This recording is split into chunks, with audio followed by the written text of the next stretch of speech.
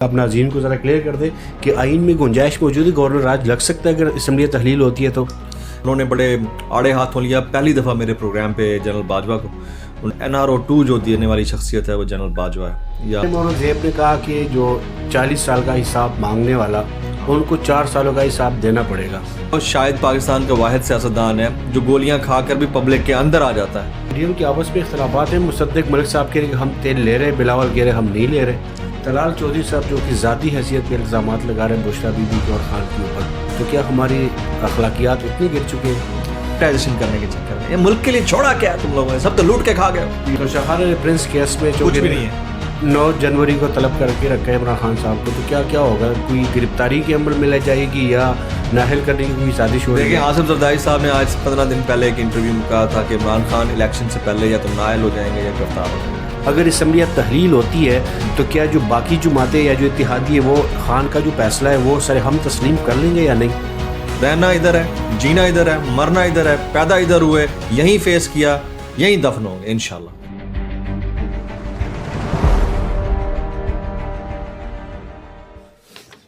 بسم اللہ الرحمن الرحیم۔ السلام علیکم ناظرین، میں ابن امین اور آپ دیکھ رہے ہیں میرا فیس بک اور یوٹیوب چینل۔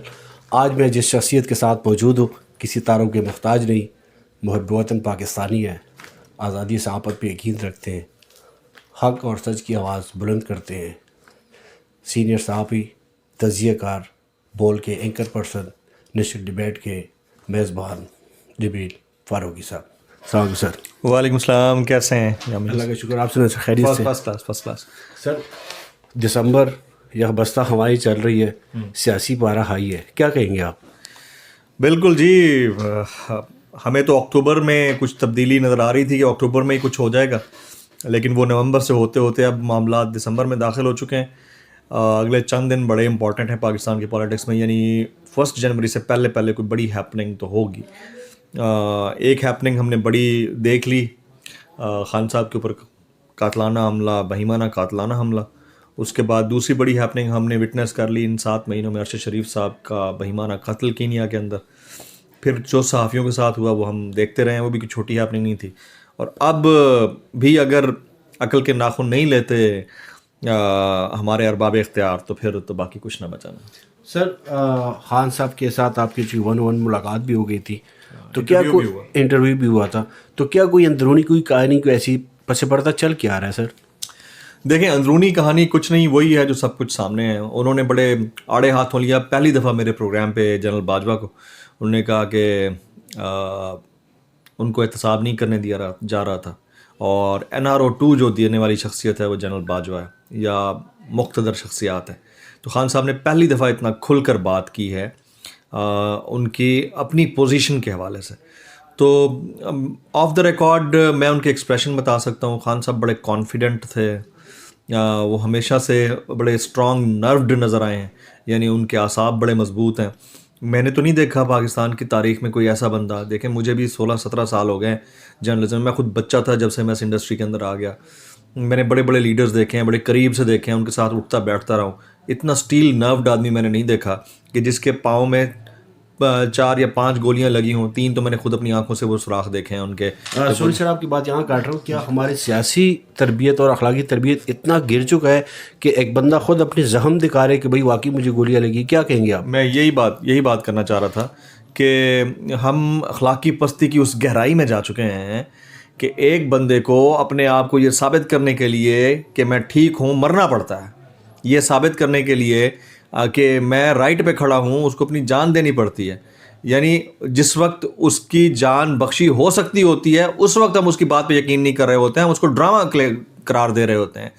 مولانا فضل الرحمان صاحب کو دیکھ لیں، باقیوں کو دیکھ لیں، مریم اورنگزیب کو دیکھ لیں، تو میں خود اپنی آنکھوں سے ان کے زخم دیکھے، ہم نے دکھایا انہوں نے۔ جس وقت میرا پہلے ایک دفعہ میٹنگ ہوئی، اس کے بعد انٹرویو ہوا، تو خان صاحب کو آپ اس حوالے سے ڈفرینشیٹ ضرور کریں گے، باقیوں سے اس حوالے سے ان کو ممتاز ضرور ڈکلیئر کریں گے کہ لوگ یہاں پر اپنی روزگار چلاتے ہوئے جب بھاگتے ہیں تو لندن چلے جاتے ہیں، جب سیاست سے کچھ دن کے لیے چھٹی مانگتے ہیں دبئی جدہ چلے جاتے ہیں، اور یہ وہ شاید پاکستان کا واحد سیاستدان ہے جو گولیاں کھا کر بھی پبلک کے اندر آ جاتا ہے۔ تو یہ بڑا فرق ہے, اس فرق کو لوگ ریئلائز کرتے ہیں. سوری سر آپ کی بات کاٹ رہا ہوں, باہر جانے سے یاد آگے کہ آپ کو میرے خیال میں, اگر میں غلط نہ ہوں تو 25-26 سے زائد ممالک کی کنٹریز کی ویزے آپ کی پاسپورٹ پہ لگ چکا ہے, لیکن آپ بھی اس پاک دردی کے ساتھ جڑے ہوئے. ایسا ہی ہے جی. تو کیا کہیں گے آپ؟ جی بالکل ایسا ہے. جب میں ابڈکشن کے بعد واپس آیا تو مجھے باقاعدہ طور پر کھلی آفرز ہوئیں زائلم کی, کہ آپ کسی دوسرے ملک کی نیشنلٹی لے لیں اور ادھر رہ لیں. لیکن کیوں رہ لیں؟ کیا ہم اپنے ملک کے اندر موجود اپنے لوگوں کے اوپر بھونکنا شروع کر دیں؟ نہیں, ہم اسی ملک کے اندر پیدا ہوئے ہیں, یہیں جیے ہیں, یہیں مریں گے. جنہوں نے جو زیادتیاں کی ہیں وہ اس کا حساب خدا کی بارگاہ میں جا کر دیں گے. قانون اور انصاف سے امید تو مجھے تو کم از کم نہیں ہے, باقیوں کو ہوتی ہوگی, میں نہیں رکھتا امید کوئی ایسی. لیکن جنہوں نے جو کچھ کیا ہے اس کا حساب دیں گے. ہاں کوئی سیکیورٹی کچھ نہیں, رہنا ادھر ہے, جینا ادھر ہے, مرنا ادھر ہے, پیدا ادھر ہوئے, یہیں فیس کیا, یہیں دفن ہوں گے انشاءاللہ. مریم اورنگزیب نے کہا کہ جو 40 سال کا حساب مانگنے والا ان کو 4 سالوں کا حساب دینا پڑے گا. کیا کہیں گے آپ؟ وہ کہتے ہیں نا کہ she is trying to compare the apple with the oranges, یعنی آپ سیب کو کینوں کے ساتھ کمپیئر کر دیں تو یہ افسوسناک ہے. دیکھیں جی, مریم نواز شریف صاحبہ کو جیسے موقع ملا, ریلیف ملا, پاسپورٹ ملا, and she went to London, surgery کے بہانے, جس بہانے بھی. نواز شریف صاحب بیماری کا بہانہ کر کے لندن چلے گئے. آج 4 سال ہو گئے ہیں, 4 سال بعد اپنے بھائی کی حکومت میں بھی نہیں آ رہے. حمزہ شہباز شریف صاحب نے بھی یہی کچھ کیا. عمران خان کا تمام سٹیک ملک کے اندر ہے, ان کا نام ECL میں ڈالنے کی بات کر رہے تھے, اس کو جانا ہی نہیں ہے کہیں بھائی. اس بندے کو جب ملک سے باہر جانا نہیں تو آپ ہوتے کون ہیں یہ بات کرنے والے؟ اور بھائی جس نے نہیں جانا نا, اس کا ECL PNIL کسی چیز میں بھی نام ڈلوا دینا, اس نے نہیں جانا. تو وہ والا جو کمپیریزن ہے کہ 40 سال کو آپ 4 سال سے کمپیئر کریں تو معاملات شبھ ہیں, ایسا نہیں ہے. جو 40 سال کا بکھیڑا آپ نے بکھیڑا ہے نا, اس کو آپ ان 4 سال میں کور نہیں کر سکتے تھے. اگر آپ کے دور میں COVID-19 پینڈیمک آیا ہوتا تو آپ نے ہاتھ کڑے کر کے ملک سے بھاگ جانا تھا. ابھی بھی آپ دیکھیں کہ لٹ مچی ہوئی ہے, چھوٹے چھوٹے کانٹریکٹس کے اوپر کک بیکس, لٹ مچی ہوئی ہے. آپ نے روزویلٹ ہوٹل کے ساتھ کیا کیا امریکہ کے اندر, بیچ ڈالا آپ نے. ملک کے قومی اثاثے آپ اس طرح بیچ رہے ہیں. کل شوکت ترین صاحب بیٹھے تھے, انہوں نے تو OGDCL اور پتہ نہیں کون کون سے ادارے, ان کے شیئرز دوسرے ممالک کو بیچنے کے چکر میں, پرائیویٹائزیشن کرنے کے چکر میں. یہ ملک کے لیے چھوڑا کیا ہے تم لوگوں نے؟ سب تو لوٹ کے کھا گئے. PDM کے آپس میں اختلافات ہیں. مصدق ملک صاحب کہہ رہے کہ ہم تیل لے رہے, بلاول کہہ رہے ہم نہیں لے رہے. بلاول کو گروم کیا جا رہا ہے نیکسٹ پریمیئر شپ. بلاول کا معاملہ دوسرا ہے, ان کو بہت ساری چیزوں کو تو پتہ ہی نہیں ہوتا. مصدق ملک جو ہیں وہ صحیح انفارمیشن دے رہے ہیں, کیونکہ وہ اس وقت جو ہے پیٹرولیم کے وزیر مملکت ہیں. میرے خیال میں رشیا کے ساتھ کوارڈینیشن میں ہے ہماری گورنمنٹ. رہی بات بلاول کی, تو بلاول کو تو کسی اور طریقے سے گروم کیا جا رہا ہے تاکہ اس کی انگلش بہتر ہو, اس کے اسٹینڈرڈ آف ٹاکنگ بہتر ہو, اس کو نکالا جائے اس کے اندر سے کچھ. لیکن جو بھی یہ کر رہا ہے ٹھیک ہے, آپ یوتھ کو پروجیکٹ کریں, اچھی بات ہے. لیکن آپ وہی تھے جو کہتے تھے کہ خاندانی سیاست حاوی نہیں ہونی چاہیے, نئے لوگ آنے چاہیے. ہم تو وہی چہرے دیکھ رہے ہیں. طلال چودھری صاحب جو کہ ذاتی حیثیت پہ الزامات لگا رہے ہیں بشرا بی بی کے اور خان کے اوپر, تو کیا ہماری اخلاقیات اتنی گر چکے ہیں؟ دیکھیں, کسی بھی معاملے کے اندر اگر آپ کو الزام لگانا ہے تو اس کے ثبوت یعنی برڈن آف پروف آپ کے اوپر ہوتا ہے جس نے الزام لگایا. اور اگر آپ یہ الزام لگا رہے ہیں کہ بشرا بی بی کیا کر رہی ہیں یا خان صاحب کیا کر رہے ہیں, تو پھر بھائی 2 منٹ کے لیے اپنے گھر کو بھی دیکھ لیں, اس گھر کے اندر بھی کچھ نہ کچھ ایسا ہو رہا ہوگا. تو کم از کم یہ کریڈٹ آپ عمران خان صاحب کو دیں کہ وہ خواتین کے اوپر ڈائریکٹ اس طرح بات نہیں کرتے جس طرح ان کے رہنما کر رہے ہیں. افسوسناک ہے.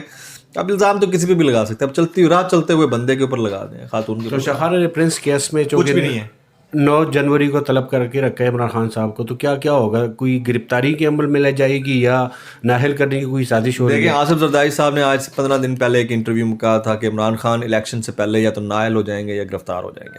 آصف زرداری ایسی کوئی بات اپنے تجزیے یا تجربے کی روشنی میں نہیں کرتے, ان کے پاس انفارمیشن ہوتی ہے. حالات اسی ڈائریکشن میں جا رہے ہیں. الیکشن کمیشن اپنا کام دکھا رہا ہے, سماعتیں مقرر کر دی گئی ہیں. یہ طے ہے کہ خان صاحب کو کسی نہ کسی طرح گرل تو کیا جائے گا. اب اس میں خان صاحب کے پاس قانونی آئینی آپشنز کیا ہیں, پبلک پاور کو کتنا وہ صحیح طرح یوٹیلائز کرتے ہیں, اور وہ اب تک جتنی بھی بالز کھیل چکے ہیں یا شاٹس کھیل چکے ہیں, یہ میں آپ کو بتا دوں کہ انہوں نے بڑی ٹو دا پوائنٹ ماری ہیں اور انہیں آرام سے سمجھ بوجھ کے ساتھ ہینڈل کیا ہے سچویشن کو, کیونکہ جب آپ کے سارے مخالفین کھڑے ہوں, ہر طرف آپ کو مخالف نظر آ رہا ہو, تو پھر آپ اسی طرح قدم پھونک پھونک کے رکھتے ہیں. تو خان صاحب کو آگے بھی محتاط رہنا ہوگا اس سلسلے میں. سر سوشل میڈیا پہ بڑی وائرل ہو رہی ہے اور بڑی گردش کری خبریں, آپ میں چاہ رہا ہوں کہ آپ ناظرین کو ذرا کلیئر کر دیں کہ آئین میں گنجائش موجود ہے, گورنر راج لگ سکتا ہے اگر اسمبلی تحلیل ہوتی ہے تو؟ گورنر راج کی جو بات آپ کر رہے ہیں اسمبلیاں تحلیل ہونے کی صورت میں, وہ ایک ڈفرینٹ میٹر ہے. اس کو دو الگ چیزیں ہیں, ان کو ہمیں مکس کرنے کی ضرورت نہیں ہے. ایک یہ ہے کہ ایک تو اسپیشل سیشن جو ہے نا کال کرتا ہوتا ہے گورنر, کسی بھی صوبے کا گورنر جو ہے وہ اسپیشل سیشن کال کرتا ہوتا ہے, اور اسپیشل سیشن کال کرنے کے بعد وہ ووٹ آف کانفیڈنس کو موو کراتا ہے. ووٹ آف کانفیڈنس کے اوپر اگر پراپر ووٹنگ نہیں ہوتی ہے تو اس صورت کے اندر ان کے پاس یہ آپشن ہوتا ہے کہ وہ فردر جو ہے اپنی کارروائی کو آگے بڑھا سکیں ایز اے فیڈریشن کی اکائی. لیکن ابھی اس وقت جو کنڈیشن ہے اس میں اگر اسمبلیاں تحلیل ہو جاتی ہیں تو آپشن ہی نہیں بچے گا, گورنر کے پاس کوئی آپشن نہیں ہے. سر آپ کی گیسٹ ٹائم ہے اور شارٹ ٹائم, آخری کویشچن, اگر اسمبلیاں تحلیل ہوتی ہے تو کیا جو باقی جماعتیں یا جو اتحادی ہے وہ خان کا جو فیصلہ ہے وہ سر ہم تسلیم کر لیں گے یا نہیں؟